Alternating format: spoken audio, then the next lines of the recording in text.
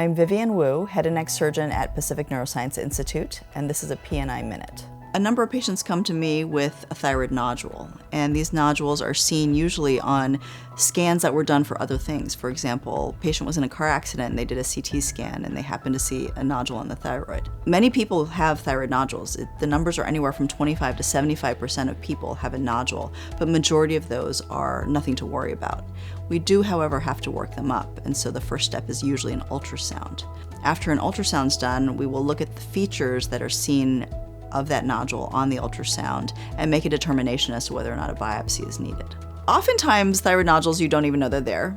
As I'd mentioned, that they are sometimes an incidental finding on other scans, but sometimes people will have a goiter where you can actually see it sticking out of the neck, or they may have trouble with swallowing or even changes in their voice. Trouble with swallowing is usually because of the size of the nodule and it's pushing on the food pipe, which lives kind of behind the thyroid. In the case of a thyroid, if it's large enough, it is something sometimes visible to the outside, but also if you feel on it, you would feel it in the low neck.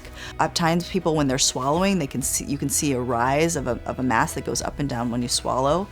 In addition, you can do a self-exam, or frequently patients have identified these nodules because other providers such as dentists or OBGYNs who are doing exams of the neck have identified them.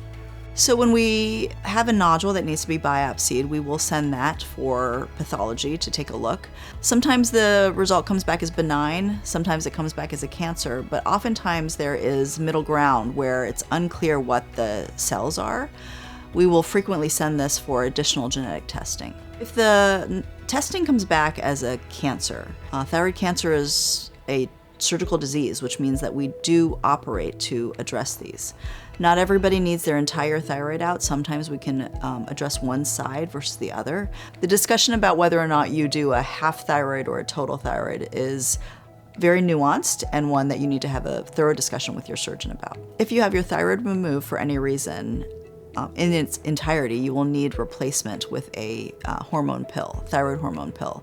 Many people, even if they didn't have surgery, will need that pill because the thyroid function has decreased.